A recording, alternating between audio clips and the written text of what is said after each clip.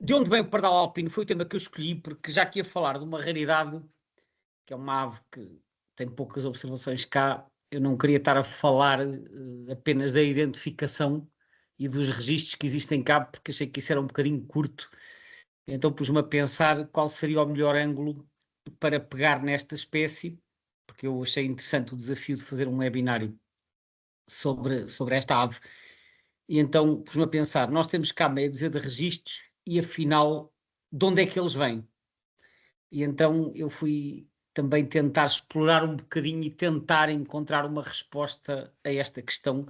E, portanto, na primeira parte da sessão eu vou falar dos aspectos habituais, da identificação, da distribuição, nomeadamente também da situação em Espanha.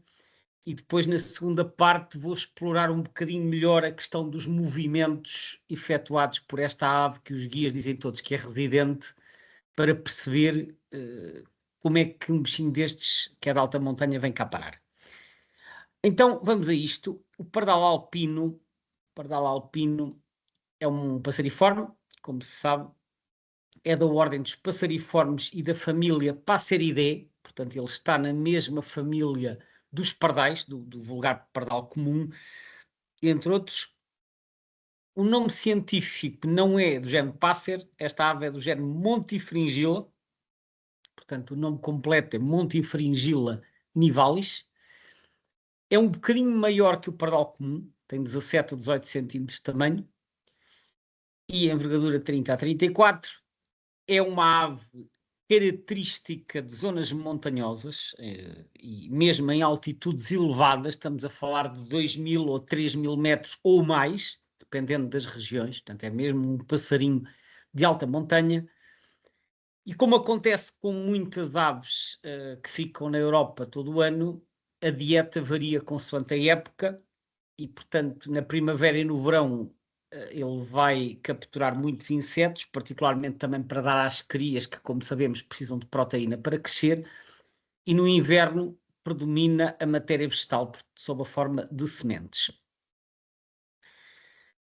Os ninhos são em buracos, portanto em cavidades, seja de rochas ou de edifícios, de construções, nomeadamente as construções que existem em montanha, e como é habitual com as aves que nidificam em cavidades, esta espécie facilmente ocupa caixas-ninho. Depois lá mais para a frente vou-vos mostrar uma imagem de uma foto de uma caixa-ninho, e como é uma ave que frequenta zonas onde também há estâncias de esqui, eu também já vi descrições de que eles podem nidificar nos pilares dos teleféricos e das cadeirinhas do esqui, portanto nos pilares das infraestruturas de apoio. Ou seja, é um passarito que apesar de tudo consegue tirar partido das intervenções que vão sendo feitas na montanha. A postura é de 4 a 5 ovos, a incubação, o normal para um passariforme anda ali à roda das 2 semanas. O nome científico, como já disse, é Montifringilla nivalis. O que é que isto quer dizer? Montifringilla vem do latim e é uma palavra composta que significa tentilhão do monte. Vem de montes, montes que tem o genitivo montis, que é monte, e fringilla, que é tentilhão. Portanto, monte e fringilla é fringilla dos montes, é tentilhão do monte. Aliás, este termo aparece também no tentilhão montês, que é o fringilla montifringilla. Portanto, montifringilla, traduzido à letra, significa exatamente tentilhão montês ou tentilhão do monte. Nivalis significa nival, é um adjetivo que existe em português, embora não seja muito usado, mas existe nival, que significa como a neve, ou das neves, e deriva de nix, que é neve em latim com o genitivo nivis. Portanto, isto é o tentilhão do Monte das Neves. Isto traduzido assim muito à letra, é o que isto quer dizer. Porquê tentilhão se ele afinal está nos pardais? Bom, a razão é simples, é que quando o Linneu descreveu esta ave pela primeira vez, ele, talvez por causa do bico grosso e do tamanho e das cores, achou que era aparentado aos tentilhões e então chamou-lhe, está aqui o protónimo na segunda linha, Fringilla nivalis. Aliás, ele colocou muitos granívoros no género Fringilla, até o pardal, note, não havia o género Passer. O pardal comum chamava-se Fringilla doméstica. Portanto, o Linneu tinha muito poucos géneros. Tudo o que era granívoro, tudo não, mas a maioria deles foram colocados no género Fringilla e os pardais também. Portanto, era Fringilla nivalis, dado pelo Linneu em 1766, que é na 12ª edição reformada da sua grande obra Sistema Natura. A localidade tipo, ou seja, do espécime tipo, foi na Suíça, que é um país, como sabemos, é um país de montanhas, portanto, o exemplar tipo terá sido colhido nos Alpes. Entretanto, esta ave passou para o género Montifringilla, daí que apareça aqui o parênteses, onde está Linnaeus 1766. Portanto, isto é a origem do nome científico. Eu não sei se o Linneu foi à Suíça ou se alguém lhe levou exemplares capturados, não sei, não conheço bem a história, seja como for, o local tipo está perfeitamente referenciado. Agora vamos olhar um pouco para a identificação. Para já não olhamos para estes desenhos de baixo, vamos só olhar para os primeiros, do 1 ao 8, que aqui estão, que representam o pardal alpino. O de baixo é a escrevedeira das neves, estavam na mesma estampa aqui do Birds of Western Palearctic, mas eu optei por não cortar e já vou explicar porquê. Ora bem, nós vemos aqui vários desenhos que têm a ver com diferentes idades. O que nós vemos é um passarinho granívoro, naturalmente, com um bico espesso triangular e a cabeça cinzenta, o dorso castanho. Portanto, esta combinação da cabeça cinzenta e dorso castanho até faz lembrar vagamente o padrão do pinta-roxo. Por baixo é esbranquiçado e depois em voo, como se pode ver, uma mancha branca enorme na asa e a cauda também com as retrizes exteriores brancas. Portanto, este é o padrão característico. Ora, agora temos aqui o 1, o 2 e o 3, que são o macho nupcial. Peço desculpa. Portanto, o macho na época dos ninhos. O 5, aliás, o 4, desculpem, é o macho invernal, ou seja, fora da época dos ninhos. O que é que muda essencialmente é a cor do bico. Portanto, o bico na época dos ninhos fica preto, completamente preto, como se pode ver no 1, no 2 e no 3. No inverno fica amarelo. Isto acontece com o pardal comum. Não sei se já repararam, o nosso pardal comum na primavera também fica com o bico preto e depois de acabada a época dos ninhos o bico muda de cor, não fica assim um amarelo tão vivo, fica mais quase cor de osso, como está este aqui, o 5, que é a fêmea. Mas portanto, há uma diferença de coloração. Isto acontece com outras espécies, a cor das partes nuas, nomeadamente do bico, variar consoante a época do ano. Isto são certamente questões hormonais. Portanto, o 1, 2 e 3 é o adulto verão, o 4 é o macho adulto no verão, o 4 é o macho adulto no inverno. O 5 é a fêmea adulta, o 5 e o 6. A fêmea tem o bico assim com esta cor intermédia e a cor da fêmea aparentemente não varia, portanto nem fica preto, nem fica amarelo no inverno, fica assim com este tom intermédio, mas de resto também tem este padrão na asa e na cauda com este branco muito visível. O 7 é o juvenil, portanto uma ave nascida no próprio ano. O 8 não é tão relevante porque é um indivíduo da subespécie alticola, que é da Ásia. Já agora reparem, isto é um macho também, reparem aqui nesta barbicha preta, que é visível no macho nupcial, mas não no macho invernal. Portanto, é como um bocado como o nosso pardal comum também tem um babetezinho preto, um bocadinho maior até na primavera, a fêmea praticamente não tem. Portanto, estas são as características. Em baixo temos a escrevedeira das neves. A escrevedeira das neves, que temos aqui o macho, aqui no número 9, que é branco e preto, mas depois no inverno estas aves ficam assim mais acastanhadas, quer as fêmeas, quer os juvenis também. Mas reparem em voo aqui o número 11, sobretudo, né? Eles no inverno, quando aparecem cá, muitas vezes têm este aspecto. Agora comparem este 11 em voo ali com o 6, por exemplo. Há diferenças, mas quando vemos assim uma ave a fugir ao longe, que parece castanha por cima, branca nas secundárias e nas coberturas, e depois preta nas primárias, e com a parte central, aqui o urupige e as retrizes centrais castanhas e as retrizes exteriores brancas, à primeira vista, se virmos um passarinho a fugir, até pode não ser imediato a identificação se nós não olharmos com atenção. Portanto, eu mantive aqui este desenho só para chamar a atenção que se virmos um passarinho assim, porque até porque a escrevedeira das neves é mais ou menos do mesmo tamanho, um passarinho castanho com as asas brancas e pretas a fugir, se não ouvirmos detalhes, à primeira vista pode ser qualquer uma destas duas espécies. Portanto, atenção a isto, temos depois que olhar com atenção para os detalhes da plumagem, para a forma do bico, etc.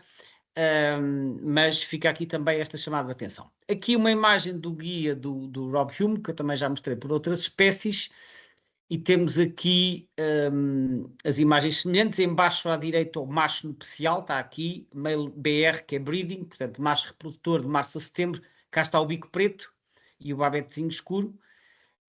No inverno, que é o outono e inverno, portanto NB, que é non-breeding, será de setembro a março com o bico amarelo. E a fêmea, o guia aqui salienta, fêmea todo o ano fica com o bico desta cor intermédia em que tem a base mais amarelada, mas o bico nunca fica totalmente amarelo. A base mais amarelada é a parte superior e a frente mais escura, e cá está também um adulto em voo aqui em cima. Agora, mostro-vos algumas fotos. Esta é de uma ave que apareceu há 10 anos em Algesur, na Ribeira de Algesur. Também foi vista por muita gente, porque a ave ficou lá durante algum tempo. Foi, salvo erro, em janeiro de 2016, portanto vai fazer agora 10 anos. E esta é uma fotografia bastante curiosa, porque a ave pousava aqui numa placa de madeira que faz referência ao Parque Natural do Sudoeste Alentejano e da Costa Vicentina. E, portanto, aqui vê-se que é um macho porque tem o bico amarelo. Portanto, estamos no inverno, tem o bico claramente amarelo. Portanto, aqui um macho que apareceu nesta zona do Algarve, junto à costa. Aqui a mesma ave também de Algesur. Portanto, vemos também aqui as características que mostram que é um macho invernal. Estas aves depois, muitas vezes, são bastante confiantes.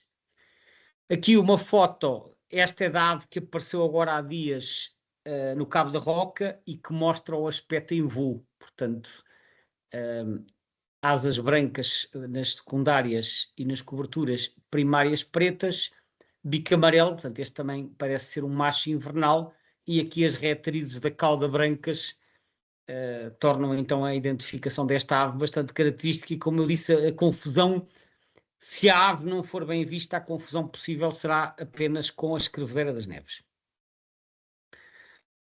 Aqui uma foto, esta foi tirada em Espanha, um macho reprodutor, tirada salvo erro, na Cordilheira Cantábrica. Reparem, ao pé ainda de uma porção de neve, isto já é numa zona de altitude, acima talvez dos 2000 metros, este é o tipo de ambiente que esta ave frequenta. Portanto, gosta mesmo de ir para as zonas de altitude e é frequente andar no meio da neve ou na orla das zonas que têm neve. Portanto, é uma imagem característica da época de reprodução. A diferença, então, mais visível é a cor do bico, que passou a preta. Isto, no norte de Espanha, a espécie se reproduz, como já vamos ver.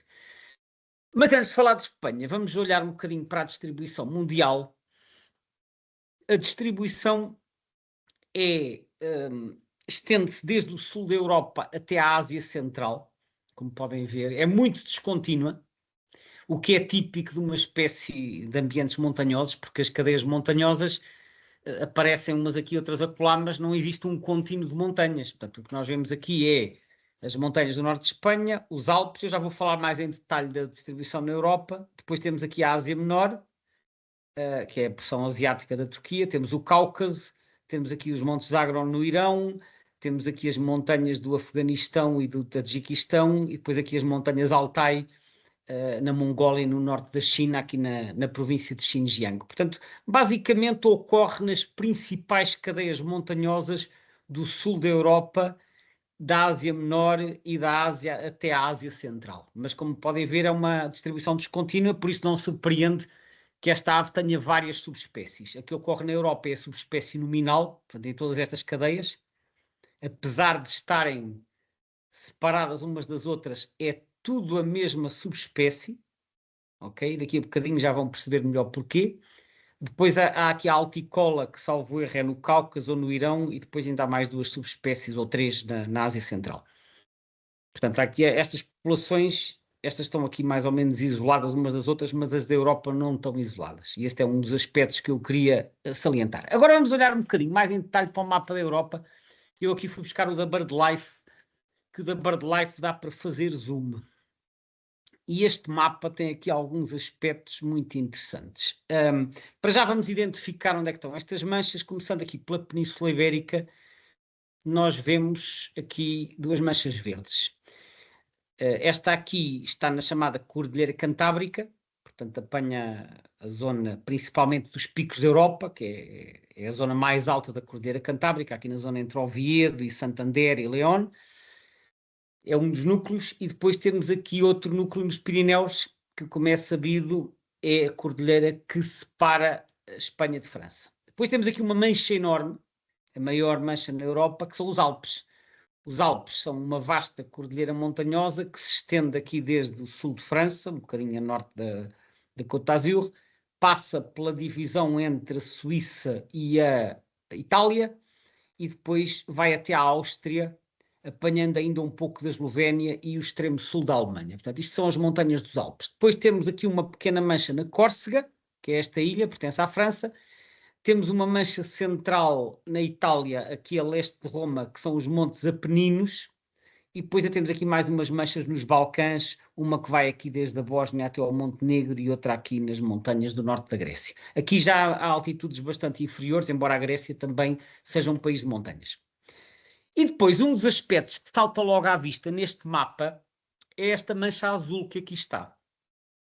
Azul, no código que é usado neste mapa, significa invernada e não verde, que é residente. Verde é que está todo o ano.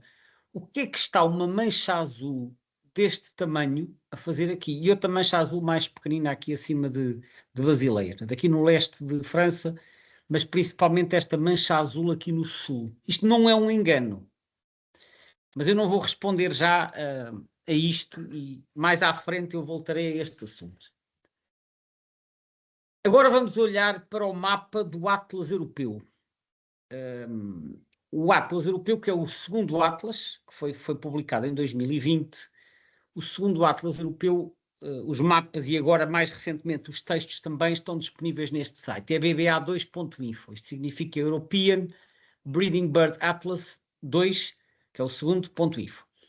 São bolinhas que correspondem a quadrículas de 50 por 50 km, o TM, e aqui estas cores são escalas de abundância, é a abundância numa escala logarítmica. Portanto, vemos aqui as mesmas manchas, Cordilheira Cantábrica, Pirineus, Alpes, que é a maior mancha, Apeninos, Córcega, Balcãs, e depois aqui também uma distribuição bastante extensa na Turquia e na zona do Cáucaso, que isto também é uma zona de grandes montanhas.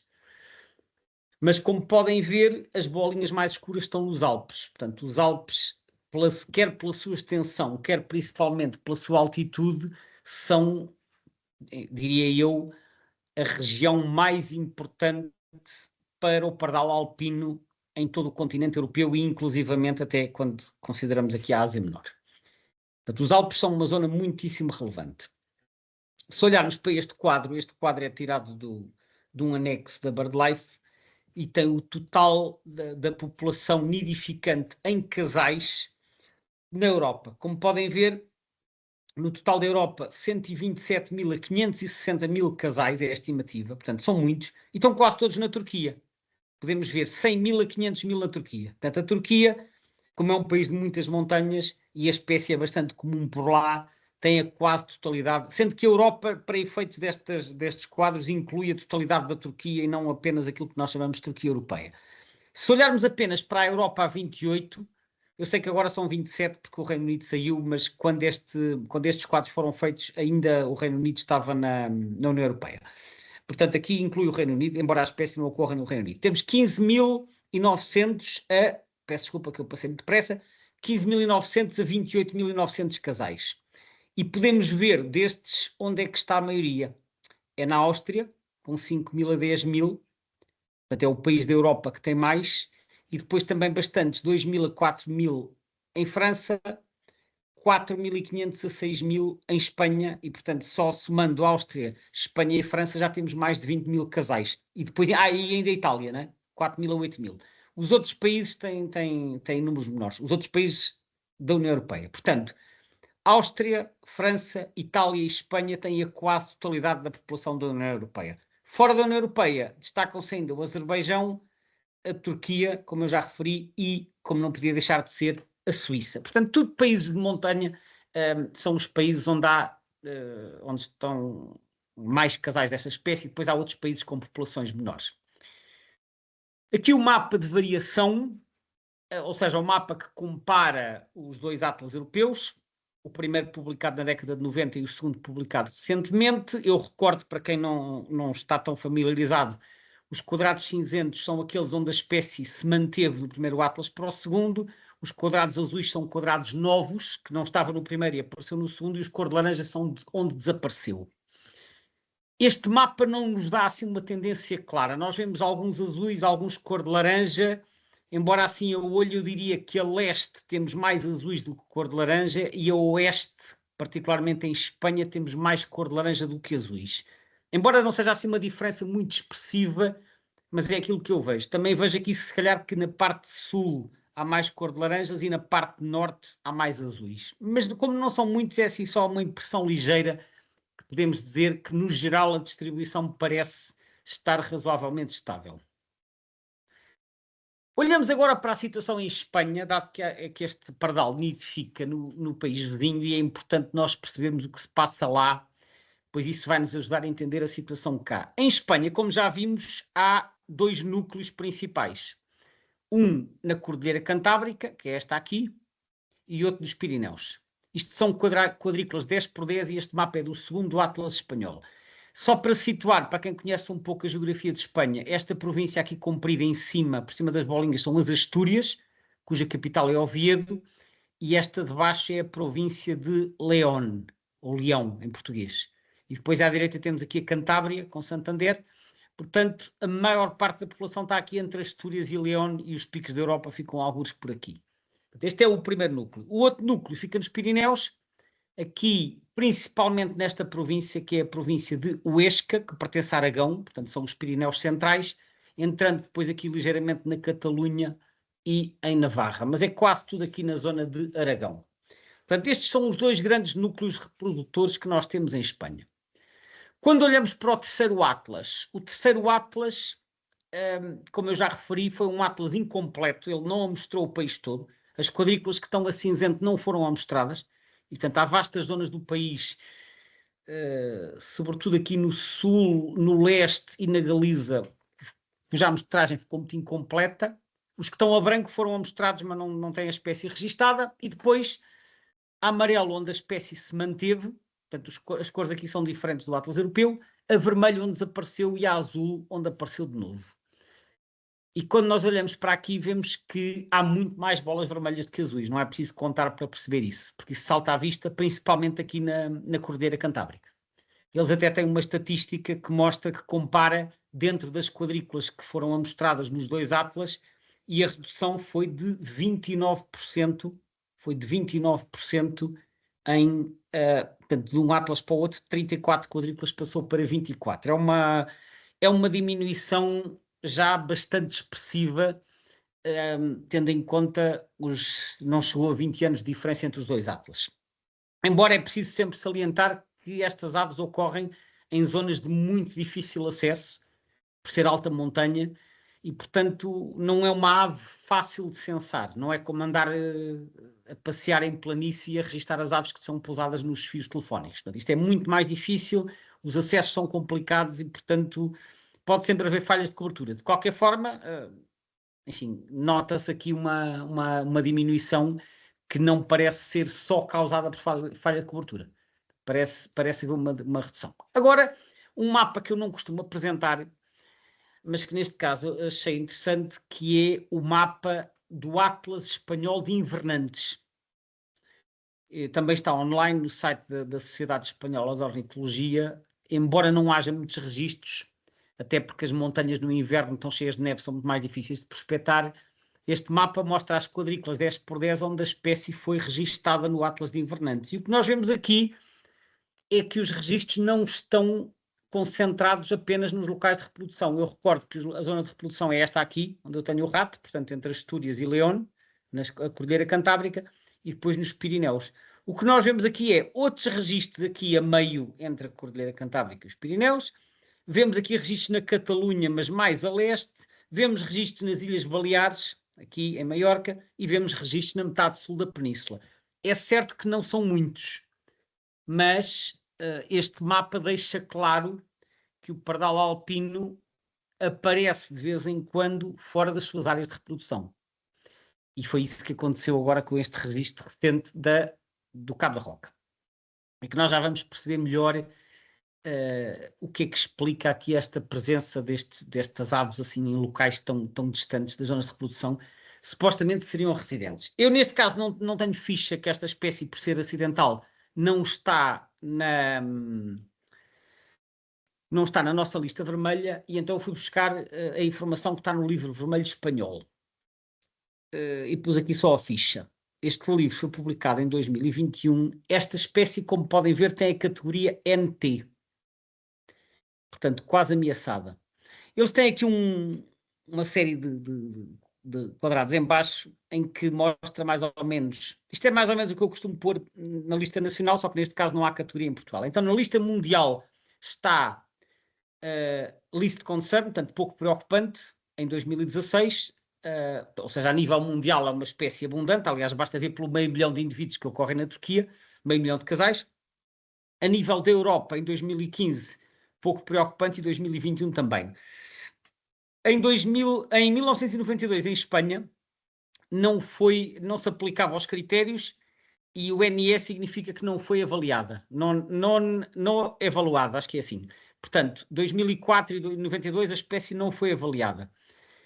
Só é avaliada pela primeira vez em 2021. E aí colocaram em NT porquê? Porque eles constataram que a espécie está a diminuir, mas a diminuição, como vocês viram há pouco, o número de quadrículas diminuiu 29%. Eles fizeram uns cálculos para a diminuição da população e chegaram à conclusão que a diminuição, embora esteja a acontecer, não é suficientemente rápida para colocar na categoria vulnerável, que eu acho que tem que diminuir 30% da população em 3 gerações. Eles chegaram à conclusão que não atinge esse patamar de redução e, portanto, não colocaram vulnerável, mas como está a diminuir e os indicadores vão nesse sentido, colocaram na categoria quase ameaçada. Portanto, é a explicação que é dada no livro para esta categoria. E eles referem uma coisa interessante, dizem que, por um lado, a espécie, obviamente, de ambientes montanhosos são espécies que podem...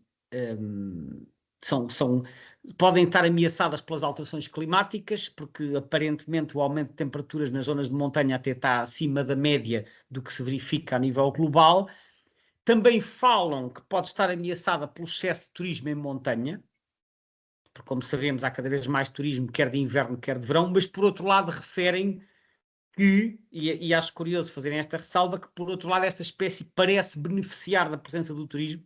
Ou seja, apesar da perturbação, são estas aves que muitas vezes se aproximam dos sítios onde estão as pessoas para procurar restos de alimentos ou até para nidificar nos edifícios e nos postes, como eu já falei há pouco. Portanto, o turismo, com base nos dados disponíveis, não é necessariamente mau, porque esta ave parece estar a conseguir tirar partido dessas atividades. É naturalmente algo que certamente será mais estudado no futuro. Eu agora fui buscar um mapa ao eBird que mostra todos os registros que estão no eBird ao longo de todos os anos. Portanto, tem aqui uma data de pintinhas acumuladas. As vermelhas são apenas os registros recentes que foram nos últimos 30 dias, à altura que eu tirei este mapa, que foi esta semana. Não tem outro significado. O que nós podemos ver aqui são várias coisas curiosas. Em primeiro lugar, vemos aqui uma mancha contínua de bolinhas, não é apenas aqui nesta zona de reprodução, que era na Cordilheira Cantábrica e depois nos Pirineus Centrais. O que nós vemos é aqui uma mancha contínua, quase desde a Galiza até chegar à Catalunha, pelos Pirineus espanhóis e franceses. Portanto, uma mancha enorme.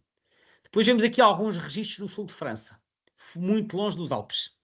E depois vemos os tais registros espalhados pelo centro da Península Ibérica, incluindo vários registros nas Baleares, vários registros nas zonas costeiras do Mediterrâneo, registros na Meseta Ibérica, e depois em Portugal aparece-nos aqui no Cabo da Roca, que por acaso não está a vermelho porque os registros destes dias ainda não estão validados, portanto não aparecem no mapa, mas já tinha havido registros no Cabo da Roca em 2005, 2006 e 2007, se não me engano. Portanto, o Cabo da Roca conta com registros anteriores. Este aqui é o da Ribeira de Algesur, tal que eu mostrei há pouco, que estava pousado naquela placa de madeira da costa do oeste. E este é um registro de 2 indivíduos. Foi a primeira vez que eu vi a espécie, foi em 1997. 2 indivíduos que apareceram no Algarve, no Cabo de São Vicente. Portanto, mesmo, reparem, 3 registros todos na faixa costeira. Este apareceu em 1997, foi descoberto por um observador estrangeiro, mas que costumava passar muitas temporadas em Sagres. O senhor já faleceu, que era o Frank Walker, e ele todos os dias ia a pé desde Sagres até ao Cabo, e numa dada ocasião descobriu lá 2 indivíduos ao pé do Cabo de São Vicente, e essas aves estiveram por lá durante, penso que 1 ou 2 meses, e numa ocasião que eu me encontrava no Algarve, eu depois passei em Sagres e foi a primeira vez que eu vi a espécie. Depois voltei a ver quando foi este de Algesur em 2016, foi as 2 vezes que eu vi até hoje. Pronto, portanto, como podem ver, assim, alguns registros dispersos pela península e depois aqui uma grande concentração de observações muito mais extensa do que aquilo que é a zona de reprodução. E nós já vamos falar melhor disto. Depois, então, há alguns nas Ilhas Baleares. E aqui até aqui uns na costa, Valência, etc. E há outros que não estão no eBird. Não nos podemos esquecer que o eBird não tem as informações todas. Há registros de pessoas que usam outras plataformas, há registros que estão publicados em trabalhos mais antigos, portanto o eBird dá-nos uma ideia da distribuição da espécie, mas para espécies mais raras em determinadas regiões, o eBird às vezes não dá o panorama completo e é bom não nos esquecermos disto. A situação em Portugal continental, só para recordar rapidamente, há muito poucos registros. O mais antigo é este aqui, que nem sequer está homologado, porque nesta data não era necessária a homologação. É um registro que foi observado no Gerês pelo Miguel Pimenta, que foi o autor do Atlas das Aves do Parque Nacional da Peneda Gerês, em 1976, junto ao Rio Homem. Portanto, na Serra do Gerês, mas o Rio Homem fica ali um bocadinho a norte da zona central, portanto, entre as Minas dos Carris e o Vilarinho das Furnas, será alguns nessa zona. Depois houve o tal registro do Algarve, que eu há pouco disse que foi 97, mas não foi 98, 99. Portanto, ele apareceu. As datas aqui não estarão completas, porque eu acho que as aves eram 2, apareceram em dezembro e depois continuaram até janeiro. Houve várias observações e está publicado na Pardela e no Anuário. Depois houve então 3 anos em que houve observações no Cabo da Roca, foi em janeiro de 2005, janeiro de 2006 e 2 em dezembro de 2007.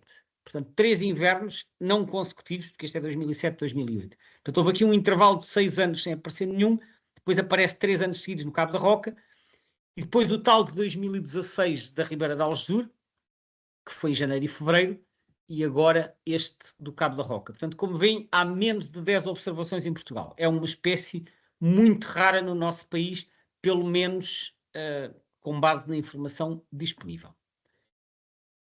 Isto seria, digamos, a primeira parte da apresentação em que eu fiz caracterização da espécie, identificação, falei da distribuição e olhamos mais em detalhe para a situação em Espanha. E em Portugal, que não há muitas observações. Agora, vamos para aquela que, no fundo, foi a questão que serviu de mote a este webinar. Então, mas afinal, se estas aves são residentes lá nas montanhas onde nidificam, como é que eles aparecem cá? Cá e não só, no sul de Espanha, como se pode ver. Eu agora vou voltar aqui a este mapa que eu pus há pouco. Este mapa é um mapa muito curioso.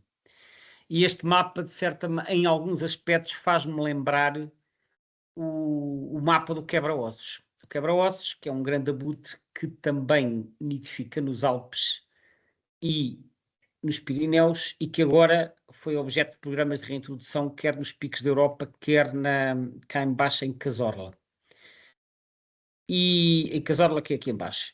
E também há na Córcega e há noutros sítios, mais a leste. E os quebra-ossos mexem-se de umas cadeias montanhosas para as outras. E esta mancha azul de invernada corresponde a uma região onde a espécie aparece no inverno. E para vocês perceberem melhor que zona é esta, eu vou-vos mostrar aqui alguma informação. Para começar, vou-vos mostrar o que era a informação conhecida até alguns anos atrás, o que é que se lia na bibliografia. começo por mostrar o que é que diz no Birds of the World. A informação do Birds of the World para as aves europeias é uma informação antiga que estava no site do HBW e noutras publicações. E então diz assim, principalmente residente, é o que lá está ainda hoje escrito, alguns descem até altitudes mais baixas no inverno, portanto fazem as chamadas migrações altitudinais, especialmente na parte leste da área de distribuição. Mas muitos ficam acima da linha da neve, perto da linha da neve, acima do limite das árvores. E depois há divagantes registados em Heligoland, que fica no Mar do Norte, nas Ilhas Canárias, Malta, Sicília, Egito e Iraque. Portanto, basicamente diz, eles ficam nas montanhas, andam para cima e para baixo e de vez em quando há uns que aparecem fora da área de distribuição. Fui ver o que é que diz o Birds of Western Palearctic. Eles têm duas versões, têm o conciso e o extenso. Eu não pus aqui o extenso, que era um texto enorme, dizem muita coisa, pus só o conciso. Mas o que eles dizem é parecido. Dizem, essencialmente, residente. Alguns fazem movimentos altitudinais, especialmente no leste, que é o que já está escrito no outro texto ali em cima. Na parte ocidental, que é a Europa, algumas aves são migradores de curta distância. Há alguns registros de maiores movimentos são em França, entre o noroeste e a sul da zona, desculpem, para noroeste e para sul da zona de nidificação nos Alpes, ou para nordeste, a partir dos Pirineus. Ou seja, eles sugerem que as aves dos Alpes ou dos Pirineus se mexem ali um bocado. Para o oeste e para noroeste dos Alpes foi registado do Jura e possivelmente regular nas montanhas dos Vosges. Na parte sul foi registada no Monte Ventoux e noutras montanhas e mais para o oeste na zona de Cévennes. Como estes são termos pouco habituais de nós referirmos, eu vou fazer aqui um parênteses para vos mostrar rapidamente a geografia de França, porque se nós percebermos a geografia de França, vamos ficar a perceber muitíssimo melhor o padrão de movimentos dessa espécie. E a França, que é um país que eu até hoje quase não falei nestas sessões, mas hoje vou falar. A França muitas vezes é referida como sendo um hexágono. E se nós olharmos assim para o contorno de França, que é este país que está aqui a verde, temos aqui, começando aqui, 1, 2, 3, 4, 5, 6. São seis lados. É um hexágono um bocado torto, naturalmente. Paris é esta mancha amarela que está aqui em cima, aqui no centro, e França é banhada a oeste e a norte pelo Atlântico, aqui em cima é o Canal da Mancha, embaixo é o Mediterrâneo, e depois a leste faz fronteira com a Itália, com a Suíça, com a Alemanha, e depois mais em cima com o Luxemburgo e com a Bélgica. E a sul faz com Espanha e Andorra. Ora, a França tem uma geografia que à partida pode parecer complexa, mas se nós traçarmos aqui uma diagonal, de repente isto fica muito fácil de entender. Eu li isto há muitos anos. Se nós traçarmos uma diagonal a partir aqui o hexágono em dois, e isto vai aqui desde este cantinho, que é onde se passa de Espanha para a França, que é na zona de Hendaye, até cá acima a Estrasburgo. Estrasburgo é esta cidade que fica aqui, que faz a fronteira com a Alemanha. E se nós traçarmos esta linha, a diagonal, a França pode ser caracterizada desta forma. Para norte da diagonal são planícies, para sul da diagonal são montanhas. Isto, obviamente, é uma divisão um bocadinho grosseira, mas, de certa maneira, espelha com alguma precisão o que é o território francês. Porque, efetivamente, quando nós vamos de Hendaye até Paris, por aqui acima, isto é sempre uma planície, até bastante monótona. Toda esta zona não tem relevo com grande expressão. A sul da linha é completamente diferente. Temos aqui os Pirineus. Aliás, esta imagem já é um mapa com relevo. Temos aqui os Alpes, portanto, esta grande cadeia que vai quase até ao Mediterrâneo e depois se estende para leste, para a Suíça. As montanhas do Jura, que era referido no texto anterior, são estas aqui os Vosges. E depois reparem em toda esta zona montanhosa que existe aqui no meio. Isto é o chamado Massif Central, ou Maciço Central em português.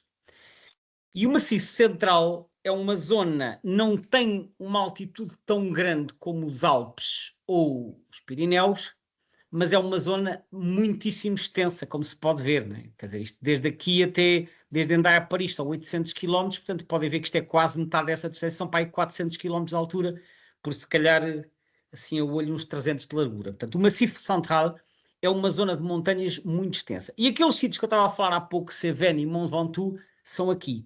E a tal mancha azul que vocês viram no mapa é aqui. Ou seja, o pardal alpino nidifica nos Alpes, nidifica nos Pirineus, não nidifica no Maciço Central, mas é regular no inverno.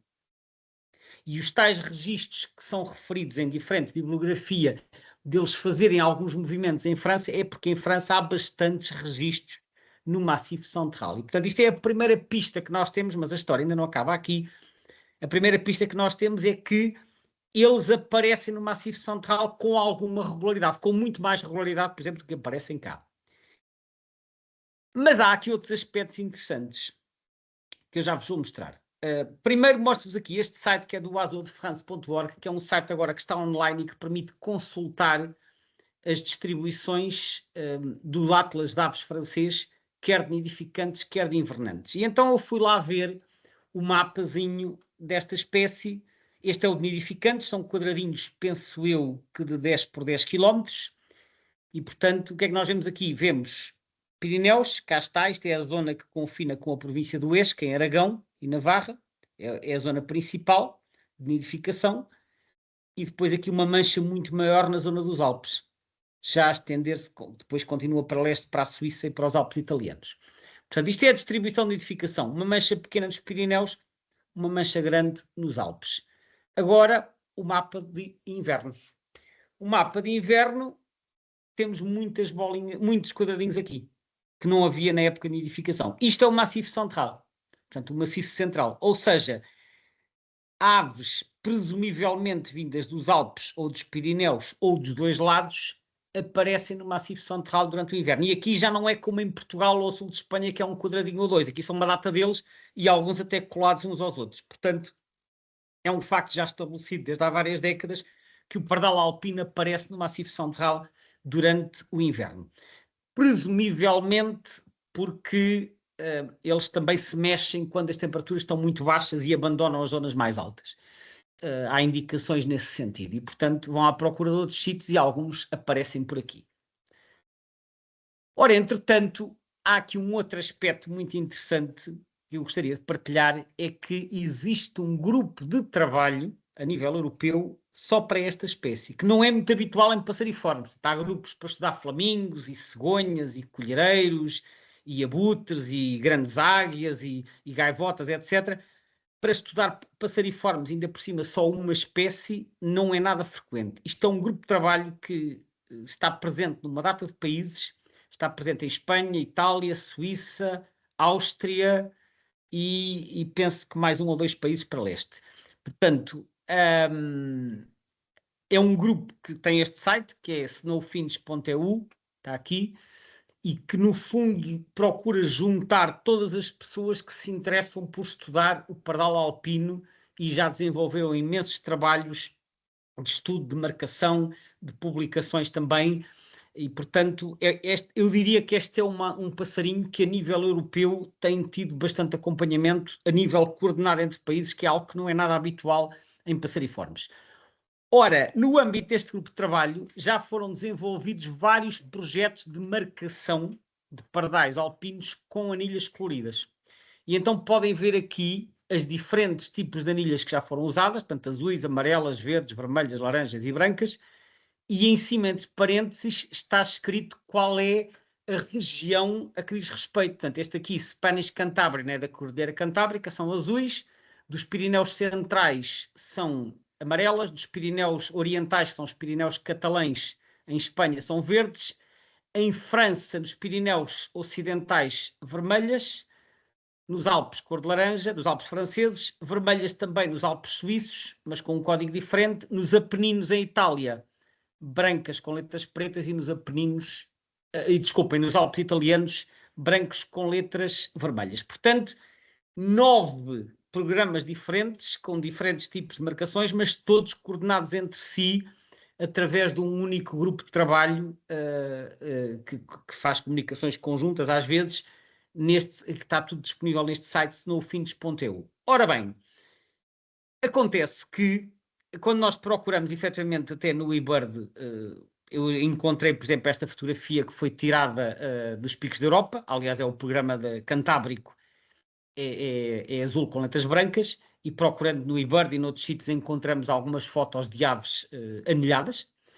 Portanto, há de facto bastantes pessoas a estudar esta ave. E no site do Snowfinch eles registaram diversos casos de movimentos erráticos, ou seja, de aves que se vão deslocando pelos Alpes. Tem lá este exemplo de uma ave que veio dos Alpes austríacos para os Alpes franceses. Portanto, foi observado no dia 25 de novembro de 2021 nos Alpes franceses, perto de Genebra, está aqui a fotografia, a ave tinha sido anilhada em 2020 na Áustria e, portanto, em 1 ano e meio moveu-se 500 km para o oeste. 500 km não é uma deslocação de âmbito local, é uma deslocação bastante considerável. Outro exemplo que eles apresentam no site é desta ave que foi observada nos Alpes italianos em julho de 2019 e que tinha sido anilhada na Suíça a 160 km no ano anterior. Não é uma distância tão grande, mas ainda assim já é alguma distância. Cá está a ave com a anilha branca, neste caso. Portanto, estes programas já têm permitido perceber que pelo menos uma parte da população pode fazer deslocações de algumas centenas de quilómetros. Aqui, um caso curioso, também do mesmo site, de uma ave marcada com um GPS na Cordilheira Cantábrica, portanto, na zona dos picos da Europa ou aí perto. Esta ave andou por lá o tempo todo. Eu não me recordo agora qual foi a duração entre a marcação e a captura, mas acho que foram 2 ou 3 anos, não tenho certeza. Mas a ave andou só aqui ao longo de uma zona de 13 km. Portanto, esta efetivamente não saiu do mesmo sítio. Andou por ali o tempo todo. Mas há alguns casos muito interessantes que vêm referidos quer neste site, quer num artigo de um investigador que é o Jaime Ressano Maior, quer no livro do De Juana e Garcia, de 2015, sobre as aves da Península Ibérica, que mencionam uma observação de uma ave anilhada na Áustria e que foi observada nos Pirineus catalães, aqui na província de Gerona. E esta percorreu mais de 1000 quilómetros. Isto foi para aí em 6 meses. Portanto, este foi um dos primeiros casos que se soube que efetivamente uma ave marcada como juvenil nos Alpes tinha sido vista no inverno nos Pirineus. E houve mais 2 casos de aves anilhadas nos Pirineus espanhóis no inverno, e uma delas foi parar aos Alpes suíços e a outra foi parar aos Alpes italianos. Esta dos Alpes suíços tinha sido marcada em janeiro e foi observada aqui em março. A dos Alpes italianos não tenho as datas, mas de qualquer forma o movimento é semelhante, são 500, 700 quilómetros. Portanto, 3 casos de aves anilhadas que mostram que existem movimentações entre estas duas cordilheiras. E isto ajuda a explicar porque é que não são subespécies diferentes, que eu há pouco falei disso. Porque estas duas populações estão em contacto. Ou seja, elas embora no mapa, em termos de território de nidificação, pareçam estar isoladas, na verdade elas não estão isoladas porque há movimentos migratórios.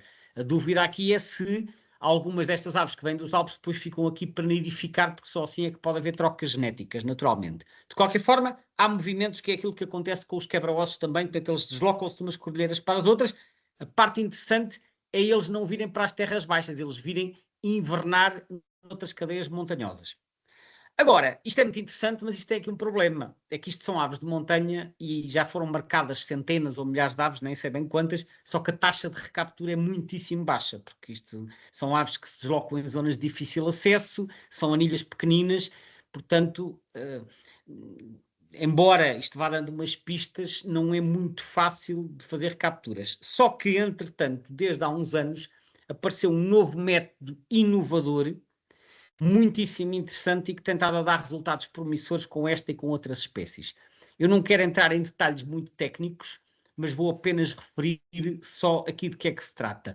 É esta fórmula que aqui está, que se chama delta-2-HF, e que se pode dizer delta-2 hidrogênio Feather. Feather é de pena, portanto é delta-2 hidrogênio pena, se quiserem, e que basicamente é um método de análise dos isótopos de hidrogênio que estão presentes nas penas, na queratina. É um método que permite detectar os movimentos das aves com uma única captura. Eu não vou desenvolver aqui muito isto, porque isto é um conceito complexo e não tenho muito tempo, mas pus aqui só um print screen de um resumo que eu apanhei no IA do Google e que basicamente explica isto. O delta-2 hidrogênio Feather refere-se à análise de isótopos estáveis de hidrogênio em penas uma técnica crucial para rastrear movimentos de aves migratórias, identificando a origem geográfica da muda, ao correlacionar o valor delta-2H da pena com a precipitação total, sendo um biomarcador ambiental para a ecologia e evolução de aves. E, portanto, isto compara os dois isótopos de hidrogênio que estão presentes, o prótio e o deutério, há fórmulas de análise. E qual é o critério? É que as aves, quando mudam as penas, elas estão a realizar a muda num local onde existe um determinado nível de precipitação, de regime hídrico, de chuvas. E essa parte vai se refletir na quantidade de água, por exemplo, que a ave ingere durante a formação da pena. E depois é como se ficasse lá uma marca genética na pena, e isso é possível saber em que zona é que a ave fez a muda. Basicamente é este o princípio. Estas aves fazem a muda a seguir à reprodução, portanto ainda durante o verão.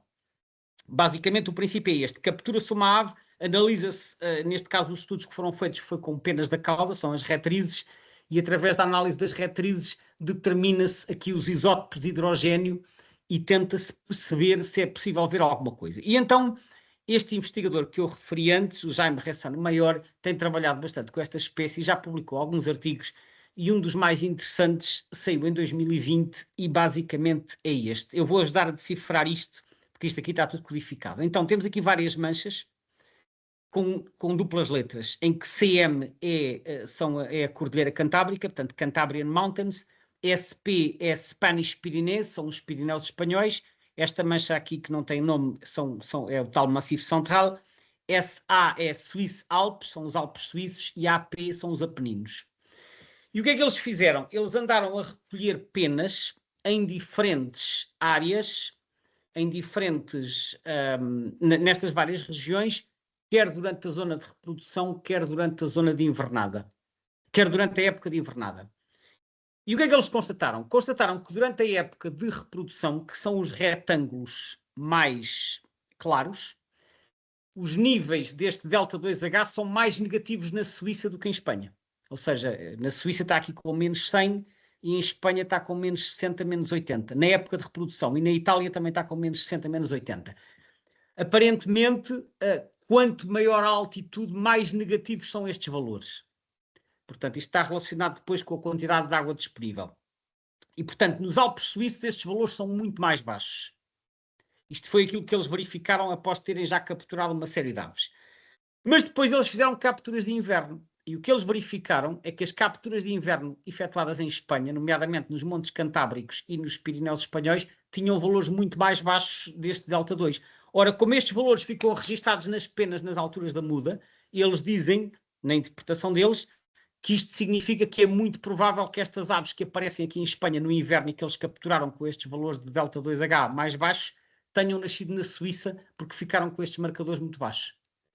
Enquanto que na Suíça, aquelas que são capturadas no inverno também têm este valor muito baixo. É claro que isto é uma análise que ainda tem que dar origem a estudos posteriores, portanto não são conclusões muito definitivas, mas o que se infere daqui é que haverá provavelmente bastantes aves que vão da Suíça e de outras zonas dos Alpes invernar às montanhas do norte de Espanha, e isso também explica porque é que a zona de invernada é mais alargada no inverno na cadeia montanhosa do norte de Espanha.